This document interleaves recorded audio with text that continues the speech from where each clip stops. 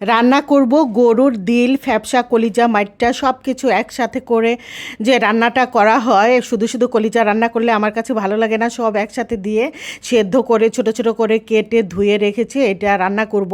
তো একটা প্যান বসিয়ে প্যানের মধ্যে সব মশলা সুন্দর করে দিয়ে মানে কষিয়ে নিলাম, গোটা গোটা গরম মশলা, তারপর নামানোর আগে টালা জিরা গুঁড়া, গরম মশলা গুঁড়া সব কিছু দিয়ে নামিয়ে নেব। এখন এই সমস্ত মশলাগুলো দিয়ে সুন্দর করে এইটাকে কলিজাটাকে সুন্দর করে কষিয়ে নেব, যে এটা থেকে যে পানি উঠবে এটা দিয়ে অনেকক্ষণ সুন্দর করে কষাবো। তারপর গরম পানির ঝোল দিয়ে ঢেকে আমি রান্না করে নেব। এটা একসাথে মিলিয়ে রান্না করলে আমার কাছে ভালো লাগে। শুধু শুধু কলিজা দেখা যায় যে খাওয়া যায় না, দুই এক পিস খেয়ে আর খেতে পারি না। এইটা এখন এইভাবে রান্না করাতে আমার বাসার সবাই এইভাবেই পছন্দ করে। তো আর রান্না করব কচি কচি ডাঁটা দিয়ে ছোট মাছ কচি ডাঁটা দিয়ে রান্না করলে অনেক মজা হয়। আর এখনের ডাঁটাগুলো কিন্তু খুবই মজা, জানি না আমার কাছে ইদানিং ডাঁটাগুলো খুবই ভালো লাগতেছে খেতে। এক একজনের রুচির পরিবর্তন মনে হয় এক এক সময় হয় কি না জানি না। অন্য কোনো বছর ডাঁটা খেতে আমার এত ভালো লাগে না, এই বছর এই সময়ের ডাঁটাগুলো খুবই সুন্দর, সতেজ, ফ্রেশ আর একদম কচি থাকে আর সেদ্ধ হয় খুব সুন্দর সুন্দর টেস্ট। এইটা আমি সুন্দর করে মশলার মধ্যে মাছটাকে কষিয়ে তারপর ডাঁটাগুলো দিয়ে দিলাম। মাছ ডাঁটা কষিয়ে নিয়ে পানি দিয়ে ঢেকে রান্না করে নেব। তো এই ছিল আজকে আমার দুইটা রান্না। তারপর রান্না যখন অর্ধেক হয়ে গেল, এটা বিকালে রান্না করতেছি যেহেতু রমজান মাস, বিকালে এই রান্নাটা করা হয়।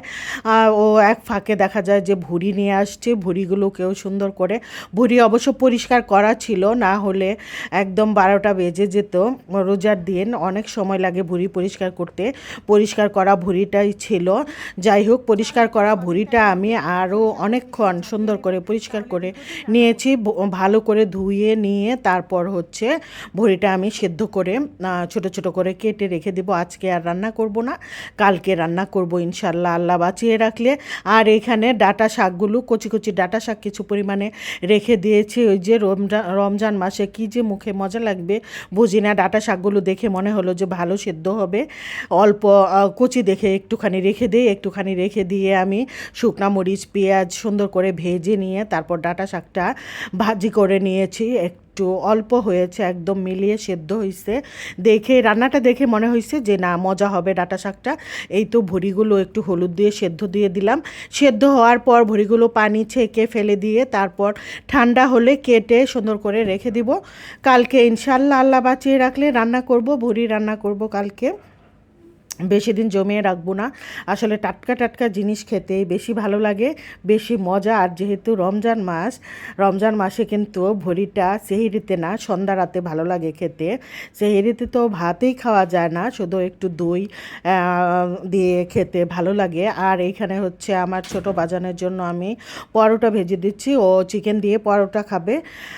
আর হচ্ছে এই যে ছোটো মাছের তরকারিটা এরকম রেখেছি, একটু ভিজা ভিজা টাইপ। আজকের ভিডিও এই পর্যন্ত ছিল, সবাই ভালো থাকবেন, আল্লাহ হাফেজ।